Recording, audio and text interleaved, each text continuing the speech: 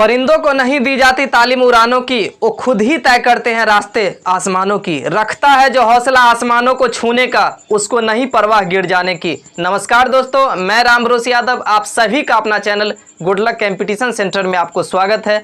और आइए आज जो पुनः प्रारंभ करेंगे, जहां तक हम लोग नंबर सिस्टम यानी संख्या पद्धति में कर लिए थे उससे आगे करेंगे। यानी 50 तक हम लोग कर लिए थे, इसमें 51 से लेकर के 60 तक करेंगे। ये बहुत इंपॉर्टेंट क्वेश्चंस होगा जो कि रेलवे के द्वारा पहले एग्जाम में पूछा जा चुका है। और मुझे पूर्ण आशा है कि ये जो मैं आपको समझाने की कोशिश करूंगा आपको समझ में ज़रूर आएगा। और अगर आपको समझ में आएगा तो चैनल को ज़रूर सब्सक्राइब कर लीजिएगा, नहीं सब्सक्राइब किए हैं तो। और दोस्तों में ज़रूर शेयर कर दीजिएगा ताकि हमारे जितने भी दोस्त हैं सभी के पास पहुंच सके। मैं कम से कम समय में आपको समझाने का कोशिश करूंगा और ताकि आपको पूरा से पूरा समझ में आ जाए, और क्योंकि कम समय में आपको ज़्यादा से ज़्यादा रिवीजन करना है। तो चलिए आज की सेशन को स्टार्ट करते हैं। और आइए आज पुनः 51 से 60 तक करेंगे। टॉप 10 क्वेश्चंस होगा जो कि आपके आगामी एग्जाम के लिए, जैसे कि हो गया ग्रुप डी, एनटीपीसी और इसके अलावा एसएससी जीडी का जो एग्जाम है उसके लिए, और कोई भी मतलब ऑल इंडिया कोई भी कॉम्पिटिटिव एग्जाम्स है उसके लिए बहुत ज़्यादा इंपॉर्टेंट है। तो चलिए आज की सेशन को प्रारंभ करते हैं। उसमें आज करेंगे मेरे दोस्तों 51 से करेंगे।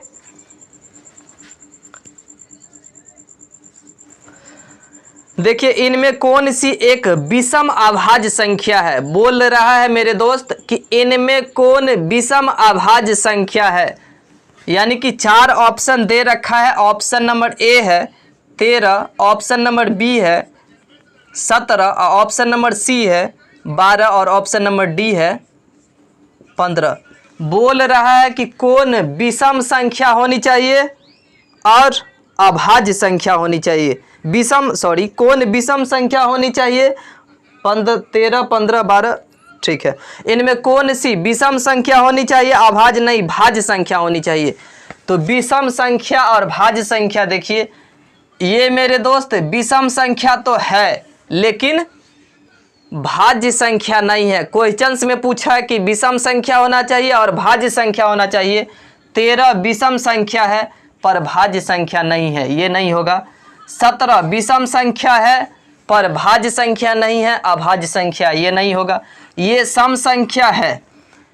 15 देखिए विषम संख्या भी है और भाज्य संख्या भी है, इसीलिए ऑप्शन नंबर डी होगा। क्वेश्चंस में पूछा है कि निम्न में से कौन सी विषम भाज्य संख्या होना चाहिए, मतलब विषम संख्या भी होना चाहिए और भाज्य संख्या भी होना चाहिए। देखिए 15 विषम संख्या भी है और भाज्य संख्या भी है। चूंकि 15 का अभाज्य गुणनखंड में यानी प्राइम फैक्टर में आप तोड़िएगा तो ये 1 से विभाजित होंगे, 3 से होगा, 5 से होगा और 15 से होगा, इसीलिए ऑप्शन नंबर डी होगा मेरे दोस्तों।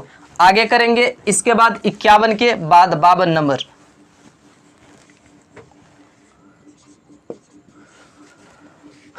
नंबर को देखिए, पहली 8 विषम अभाज्य संख्या का योगफल ज्ञात कीजिए। पहली 8 संख्या होना चाहिए और विषम अभाज्य संख्या होना चाहिए। पहली 8 विषम अभाज्य संख्या का योगफल ज्ञात कीजिए। तो प्रथम विषम अभाज्य संख्या कौन है, 3 है। दूसरा कौन है, 5 है। तीसरा 7 है। उसके बाद 7 के बाद 9 नहीं होगा, 11 है। उसके बाद 11 के बाद मेरे दोस्त हो जाएगा 13 है। 13 के बाद 17 है। 17 के बाद 19 है। 19 के बाद 23 है। 1, 2, 3, 4, 5, 6, 7, 8, मतलब 8 गो विषम संख्या होना चाहिए और अभाज्य संख्या होना चाहिए। मैंने 8 गो विषम संख्या और अभाज्य संख्या लिख दिया। अब बोल रहा है कि सभी का योगफल क्या होगा, तो सभी को आप जोड़िएगा तो ऑप्शन नंबर बी होगा जो कि 98 होगा। इस सभी के मेरे प्यारे दोस्तों आप जोड़िएगा तो 98 होगा, इसीलिए ऑप्शन नंबर बी होगा मेरे दोस्त। समय को वेस्ट नहीं करने के लिए डायरेक्ट हम लिख दिए हैं ऑप्शन नंबर बी। चलिए आगे चलते हैं। क्वेश्चन नंबर 53 यानी 53।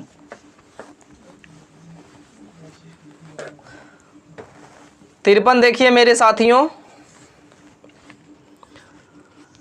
धनात्मक पूर्णांक 60 और 100 के बीच कितनी अभाज्य संख्या है। बोल रहा है कि 60 और 100 के बीच कितनी अभाज्य संख्या है, मतलब 60 से लेकर के 100 के बीच कितनी अभाज्य संख्या है।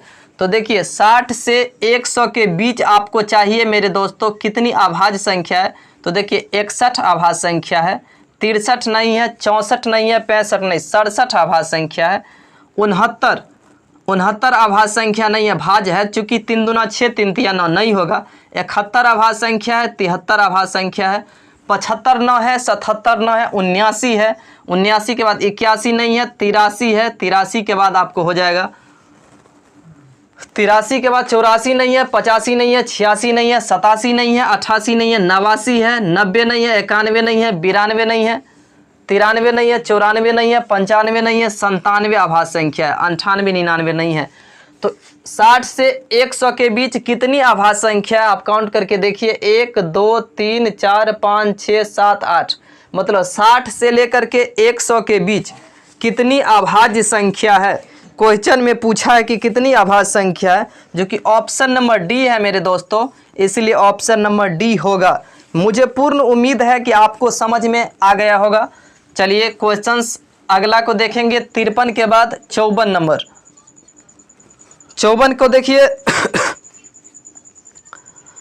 इनमें से कौन सी अविभाज्य संख्या है, मतलब अविभाज्य संख्या है। कौन सी अविभाज्य संख्या है, मतलब अभाज्य संख्या है। ऑप्शन नंबर ए को आप देखिए 121 11 का स्क्वायर है, इसलिए यह भाज्य संख्या है, यह उत्तर नहीं है। अविभाज्य मतलब अभाज्य संख्या। ऑप्शन नंबर बी को आप देखिए 141 को आप काटिएगा मेरे दोस्तों तो 3 से कटेगा। देखिए 3 चौका 12 3 7 21, यानी कि ये अभाज्य संख्या नहीं है, ये भाज्य संख्या है। ऑप्शन नंबर सी को आप देखिए तो 181 मेरे ख्याल से होगा। ऑप्शन नंबर डी को आप देखिए तो ऑप्शन नंबर डी है आपको 161 को आप काटिएगा, झलक रहा है वैसे 7 से काटिएगा तो 7 गुने 7 दूना 14 7 या 21, ये भी नहीं होगा। बोल रहा है कि कौन सी अविभाज्य संख्या नहीं है, मतलब अभाज्य संख्या है। अभाज्य संख्या वह होता है मेरे दोस्तों जो केवल एक और अपने से विभाजित हो। तो केवल एक और अपने से विभाजित होने वाला यह 81 एक ऐसी संख्या है जो कि अभाज्य संख्या है। 181 इसके अलावा किसी से भी, एक और 181 के अलावा किसी से विभाजित नहीं होगा, इसीलिए यह अभाज्य संख्या। इसके अलावा देख लीजिए ये सभी, ये तीनों ए बी डी भाज्य संख्या है। 11 का स्क्वायर है, 3 7 से ये विभाजित होगा, बी 7 23 से विभाजित होगा, इसलिए ऑप्शन नंबर सी जो कि केवल एक और 181 से विभाज्य है, इसीलिए भाज्य संख्या मतलब अविभाज्य संख्या है।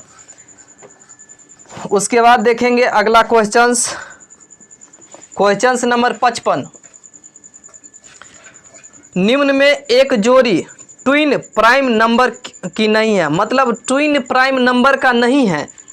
ट्विन प्राइम नंबर का मतलब ये होता है मेरे दोस्त कि दोनों संख्या अभाज्य संख्या होना चाहिए।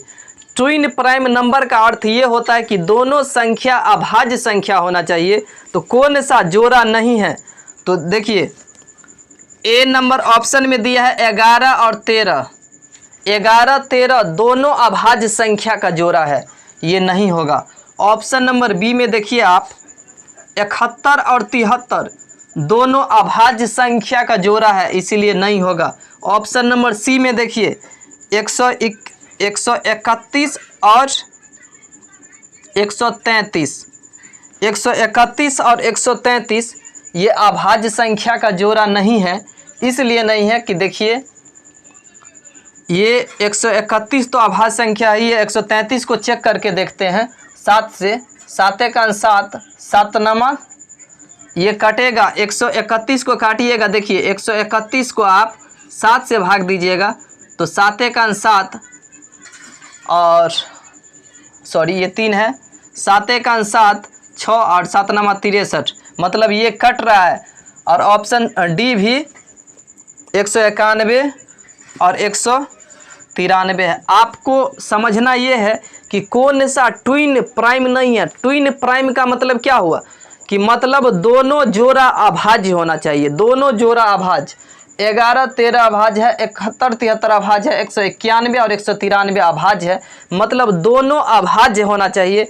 इसमें देखिए एक अभाज्य है 131 और एक भाज्य है, इसीलिए यह उत्तर होगा। इसके अलावा ये तीनों को आप चेक करके देखिएगा, ये तीनों ट्विन प्राइम का जोड़ा है, मतलब दोनों अभाज्य है। और इसमें दोनों अभाज्य नहीं है, एक भाज्य है, इसीलिए सी नंबर उत्तर होगा। उसके बाद चलिए अगला क्वेश्चन नंबर 56। देखिए 1 से 20 तक के अंकों का अभाज्य श्रृंखला ज्ञात करना है। 1 से लेकर के 1 से 20 तक का अभाज्य संख्या का श्रृंखला, मतलब 1 से 20 तक जो अभाज्य संख्या है वो कौन सा अभाज्य संख्या, उसका श्रृंखला ज्ञात करना है। देखिए 1 से 20 तक प्रथम अभाज्य संख्या 2, दूसरा 3, 5, फिर 7, फिर 9 नहीं होगा 11, फिर 13, फिर 15 नहीं 17, फिर 19। 1 से 20 तक ये सभी अभाज्य संख्या है, मतलब 2, 3, 5, 7, 11, 13, 17, 19। ऑप्शन नंबर सी में है 2, 3, 5, 7, 11, 13, 17, 19, इसलिए ऑप्शन नंबर सी होगा। क्वेश्चन से मेरे दोस्त बोला है कि 1 से 20 तक सभी अभाज्य संख्या की श्रृंखला बताइए, तो 1 से 20 तक ये सभी अभाज्य संख्या है, इसीलिए यह उत्तर होगा। आपसे एग्जाम में पूछा जाएगा कि सबसे छोटी समभाज्य संख्या क्या होगा, तो 2 होगा। और सबसे छोटी अभाज्य संख्या क्या होगा, तो 2 होगा। और सबसे छोटी समभाज्य संख्या क्या होगा, तो 4 होगा। सबसे छोटी सम अभाज्य संख्या क्या होगा, तो 2 होगा। और सबसे छोटी सम अभाज्य संख्या क्या होगा, तो 4 होगा। सबसे छोटी समभाज्य संख्या 4 होगा। सबसे छोटी समभाज्य संख्या 4 होगा। सबसे छोटी सम अभाज्य संख्या 2 होगा। और उसके बाद चलिए 57 नंबर को देखिए। निम्न में से कौन सा युग्म संयुक्त संख्या नहीं है। बोल रहा है कि कौन सा युग्म ऐसा है जो संयुक्त संख्या नहीं है। सबसे पहले तो आपको संयुक्त संख्या के बारे में आपको जानना यह जरूरी है कि वह संख्या जिस पूर्ण संख्याओं का गुना करने पर वह संख्या संयुक्त संख्या वह होती है मेरे दोस्तों, पूर्ण संख्या को गुना करने से जो संख्या की प्राप्ति होती है वह संयुक्त संख्या होती है। मतलब संयुक्त संख्या क्या होता है, पूर्ण संख्या को गुना करने से जो संख्या की प्राप्ति होती है वह संयुक्त संख्या होती है। बोल रहा है इसमें से कौन सी संयुक्त संख्या नहीं है। पूर्ण संख्या को गुना करने पर जो संख्या की प्राप्ति होती है वह संयुक्त संख्या होती है, लेकिन एक अपवाद है, एक को छोड़ करके। तो बोल रहा है इनमें से कौन संयुक्त संख्या नहीं है। ऑप्शन नंबर ए में देखिए कितना है, 209। 209 संयुक्त संख्या है कि नहीं, तो 209 देखिए 11 और 19 का गुणनफल है। 11 और 19 को गुना कीजिएगा आप तो 209 आएगा, यह संयुक्त संख्या है। ऑप्शन नंबर बी को आप देखिए 203। 203 संयुक्त संख्या है कि नहीं। 7 और 9 को आप गुना कीजिएगा, 7 और 19 को गुना कीजिएगा तो 203 आएगा, जो कि संयुक्त संख्या है। ऑप्शन नंबर सी को आप गुना कीजिए तो 161 है, जो कि 161। 7 और 23 को आप गुना कीजिएगा तो 161 की प्राप्ति होगा, जो कि संयुक्त संख्या है। उसके बाद option number D. Option number D है मेरे दोस्त 101 है। 101 केवल 1 और 101 को गुना करेंगे तो 101 की प्राप्ति होगा, इसीलिए यह संयुक्त संख्या नहीं है। जब भी आपके एग्जाम में पूछेगा कि निम्न में से कौन सी संयुक्त संख्या नहीं है, तो संयुक्त संख्या आपको याद रखना है कि दो पूर्ण संख्याओं को गुना करने से जो संख्या की प्राप्ति होती है वह संयुक्त संख्या होती है, बल्कि एक को छोड़ करके एक को नहीं लेना है। उसमें देखिए ये संयुक्त संख्या है, 11 19 को गुना करेंगे तो इतना होगा। 203 7 19 को गुना करेंगे तो ये संयुक्त संख्या है। 161 संयुक्त संख्या है क्योंकि 7 और 23 को गुना कीजिएगा तो ये प्राप्त होगा। और 101 संयुक्त संख्या नहीं है।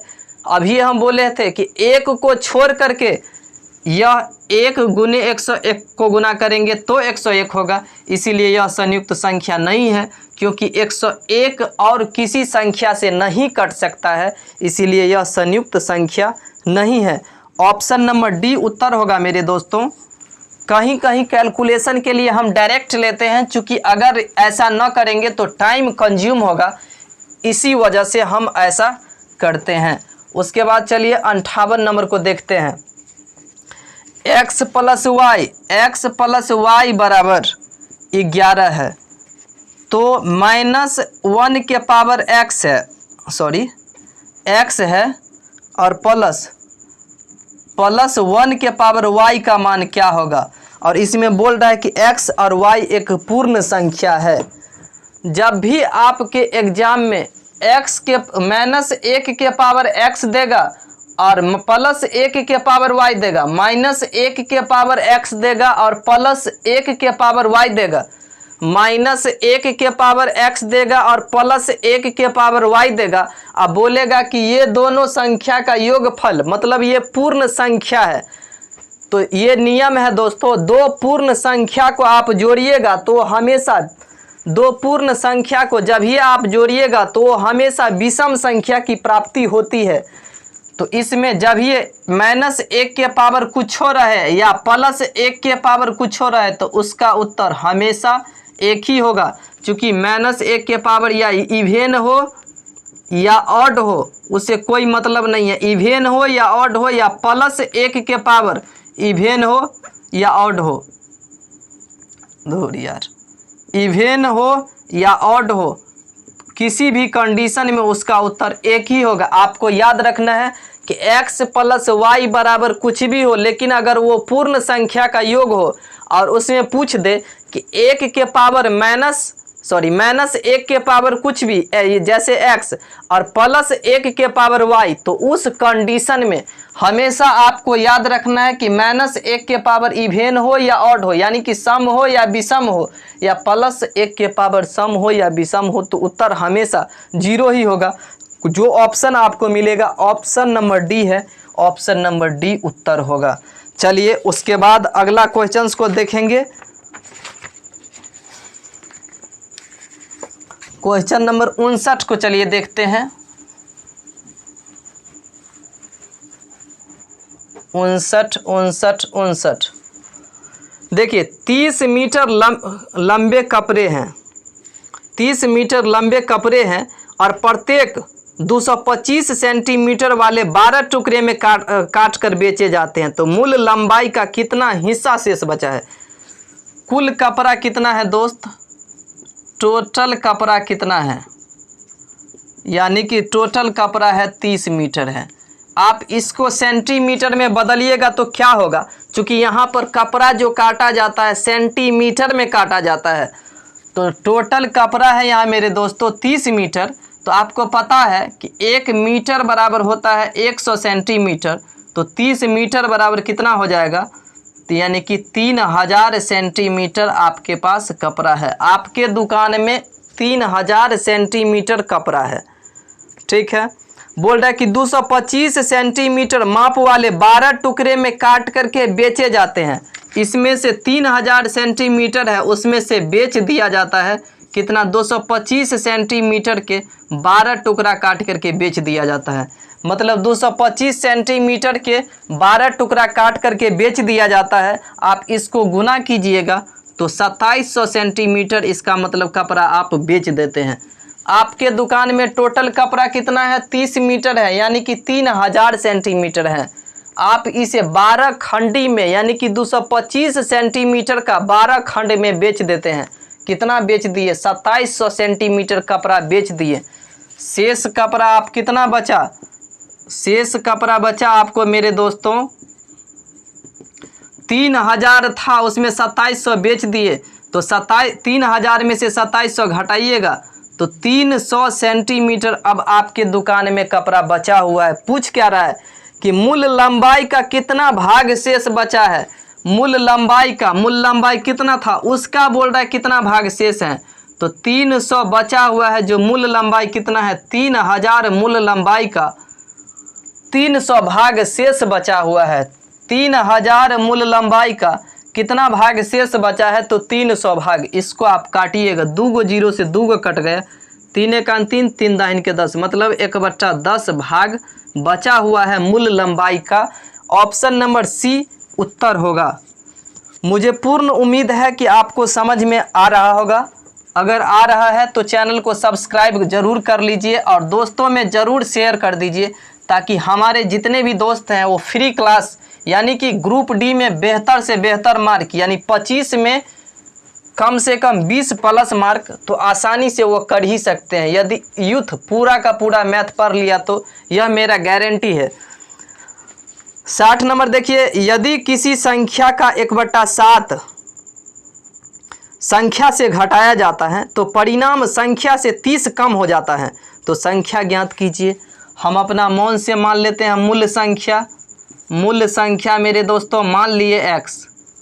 क्वेश्चन को थोड़ा समझिएगा कि यदि संख्या का 1/7 भाग घटाया जाता है, हम अब संख्या क्या मान लिए हैं x, और उसमें से बोल रहा है कि संख्या का x/7 यानी कि 1/7, इसका 1/7 कीजिएगा x का, मूल संख्या का 1/7 घटाया जाता है, मूल संख्या x है और उसका 1/7, तो x का 1/7 कीजिएगा, इतना घटाया जाता है। मूल संख्या का 1/7 घटाया जाता है तो परिणामी संख्या से 30 कम हो जाता है। तो परिणामी संख्या से 30 कम हो जाता है, तो इसमें से जो इतना घटाया जाता है तो यह परिणामी संख्या से 30 कम हो जाता है। परिणामी संख्या से 30 कम हो जाता है तो संख्या ज्ञात कीजिए। क्वेश्चन देख लीजिए दोस्तों, क्वेश्चन ये है कि मूल संख्या का 1/7 भाग घटाया जाता है। मूल संख्या हम ये मान लिए और उसका 1/7 भाग घटाएंगे तो परिणामी संख्या मूल संख्या से 30 कम हो जाता है। परिणामी संख्या मूल संख्या से 30 कम हो जाता है, x का x/7 भाग घटाया जाता है तो परिणामी संख्या मूल संख्या से 30 कम हो जाता है। अब देखिए इसका जो सॉल्व कीजिएगा तो यहाँ पर कुछ नहीं है तो 1, मतलब एलसीएम लीजिएगा तो यहाँ पर बचेगा 7x माइनस x बराबर x माइनस 30।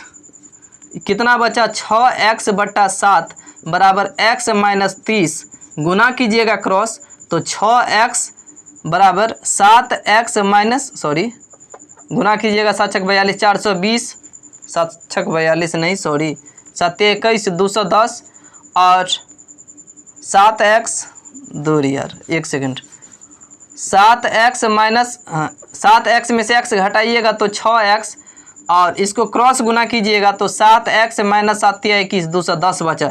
ये इधर लाइएगा तो माइनस x बराबर कितना हो गया -210 है, x से x कट गया तो x बराबर कितना हो गया 210, मतलब मूल संख्या कितना है x 210 है जो कि आ गया मूल संख्या। क्वेश्चंस को आप समझिएगा, क्वेश्चंस में ये बोला है कि जब मूल संख्या का x/7 यानी कि 1/7 भाग घटाएंगे, मूल संख्या ये माने थे x का 1/7 भाग अगर हम घटाएंगे तो परिणामी संख्या मूल संख्या से 30 कम हो जाता है।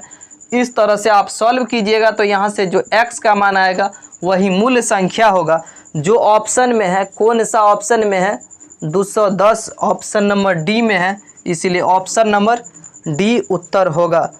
चलिए ये 10 क्वेश्चंस ख़त्म हो गया।